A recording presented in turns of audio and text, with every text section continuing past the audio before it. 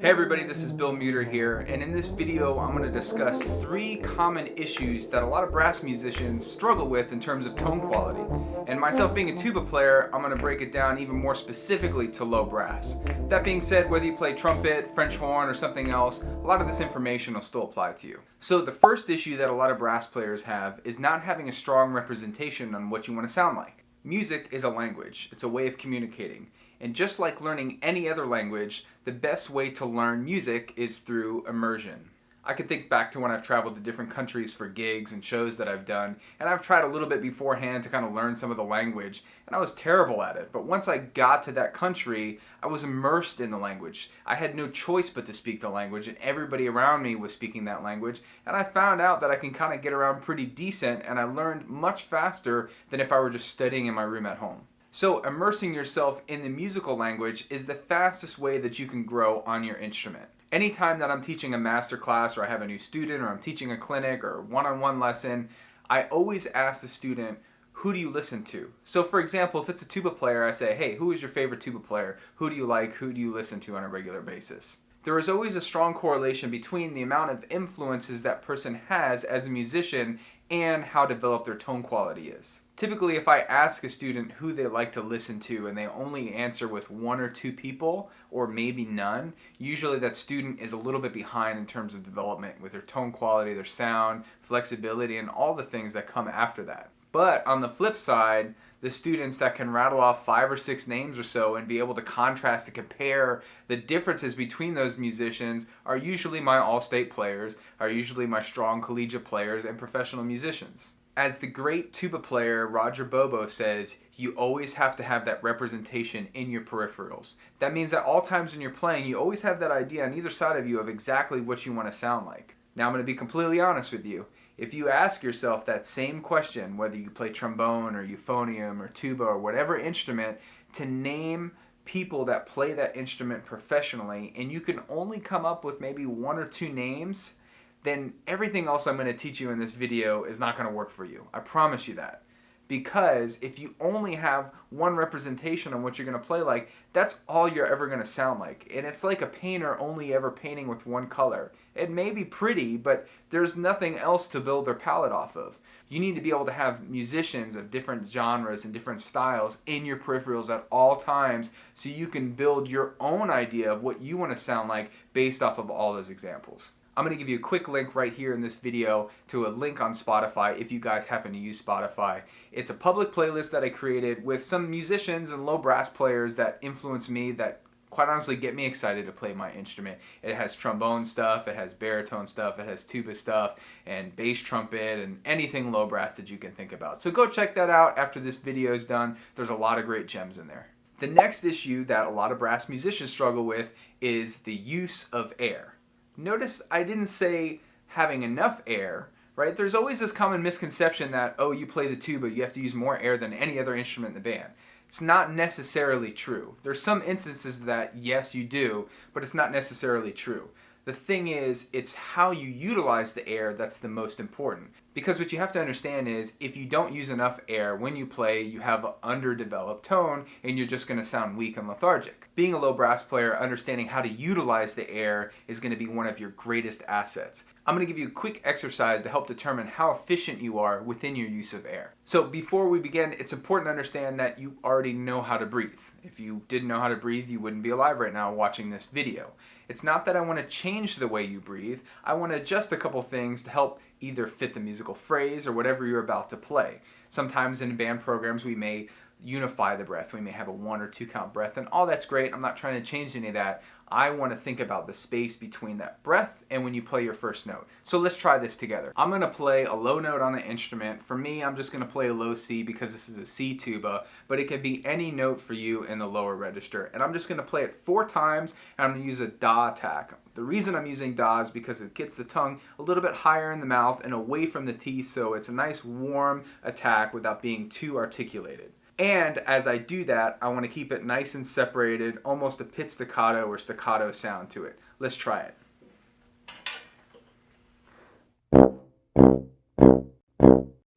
That's it. That's the exercise. Using a da attack, I just want 4 single notes by themselves on any pitch that you want within the low register, just like this. Now, my goal as I do that is to try to just make every note even and sound exactly the same. So here's where it gets interesting. I want to do that same exact thing, but I want to take out the tongue completely. So instead of going da, da, da, da, you're going to go ha, ha, ha, ha. So before you even do that, try that with me. Just say da, da, da, da. Now say ha, ha, ha, ha. And if you really think about what muscles you're using within your body, you're really engaging that diaphragm on the ha syllable. Now, your diaphragm's an involuntary muscle. It knows how to move on its own. You don't have to force that thing to work. But what you'll notice is you're getting a lot more air to activate faster versus just relying on the tongue. So let's try that same exercise, just playing 4 notes, but with no tongue whatsoever.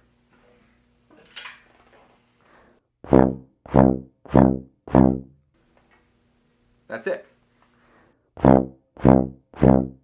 Now, this is fairly easy for me because I practice this a lot, but something that you may encounter is a sound more like this,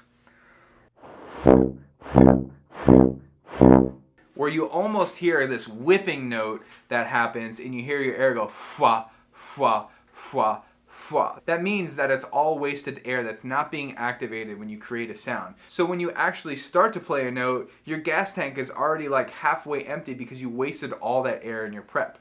If you do that thing that band directors tell you never to do and slap the mouthpiece, you notice it actually creates a sound. And if you were to put that up to a tuner, on my C tuba, you get a C that comes out because it's creating this vibration. That is the same thing as going like this. It's just a pedal C. Now, what I want you to understand is I am creating vibration immediately with my mouthpiece. Your instrument is designed to magnify vibration. It's not designed to magnify air. So it's more about how you use that air to create that vibration that's going to help you be successful, create a great sound, and not be taxed so much when you're playing. If any of you like to ride a bicycle, if you have a bicycle that has a lot of gears on it and you're in a high gear, once you're going, you can cruise, you don't have to use a lot of energy, and you can go fast, right? But if you ever stop that bicycle when you're in that high gear, when you have to go from that stop and start moving again, it takes a lot of energy to turn over the pedal and start going. I kind of think of the tuba being very similar to that. Once you start playing, it's easy. You get that groove going, but you have to get a lot of energy in the beginning of the note so you're not capping your breath, but you breathe in, immediately get that air to activate so you're not wasting anything as you do it. But once you start going, you can flow, you can relax, and get that sound to move for you. So again, a lot of brass players lose air right in the beginning of the note, and that's something we got to be careful with. Now, the last issue I want to talk about is playing with a closed syllable. This is an issue that happens from very beginning students to advanced and professional musicians, and it's something that I struggle with on a regular basis,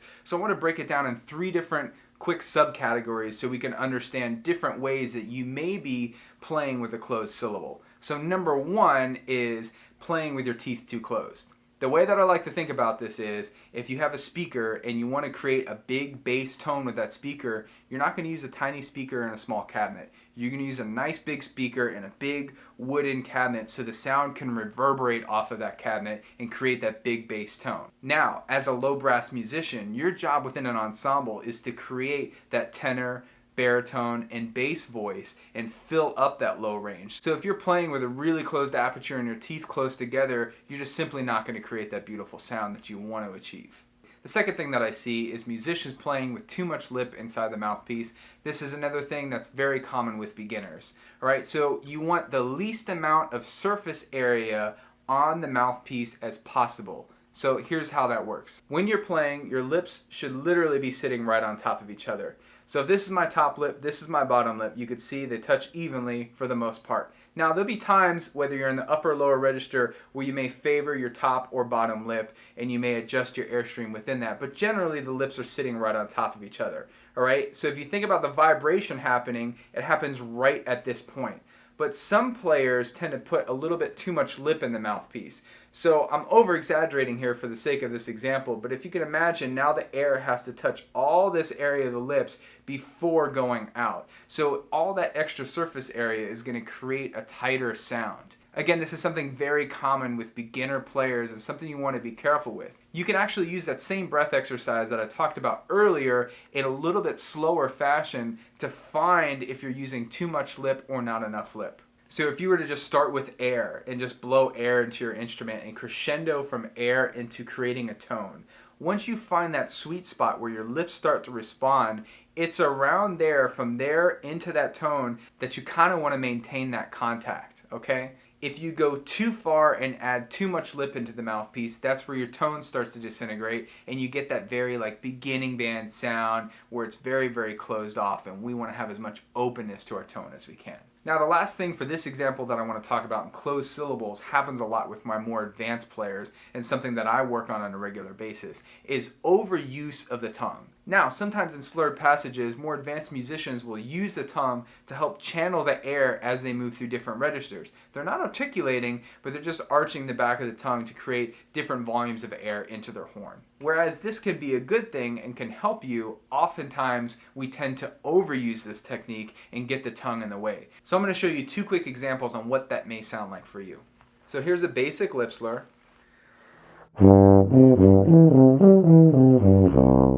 Right? Now, if I overuse my tongue, you're going to start to hear this sound in my tone. I could still create the same lip slur. It actually makes it easier to do the lip slur, but it completely affects my tone quality. For example. So you almost hear this.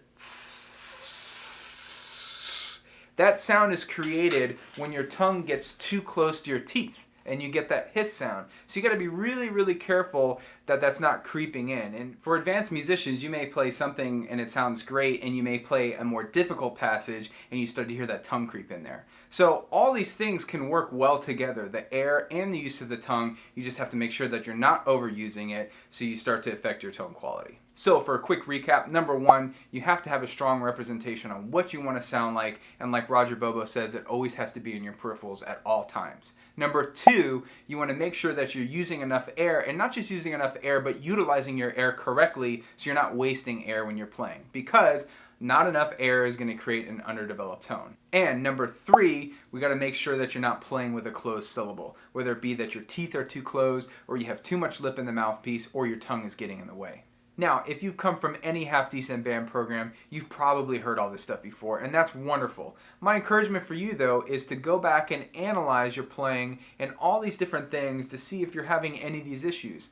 A lot of times, if you're a more advanced player, you may have a little bit of this at some times, and you may have a little bit of this at certain times, and they kind of come in and out depending on what you're trying to accomplish. The best way to grow is by recording yourself. The more you record yourself, the more you're going to help yourself improve, and you'll be able to analyze and see what you're actually doing. Now remember, as a brass musician, you're always training two things. You're training your technical side, your chops, and you're training your musical side. At the end of the day, the goal is to not be a technician.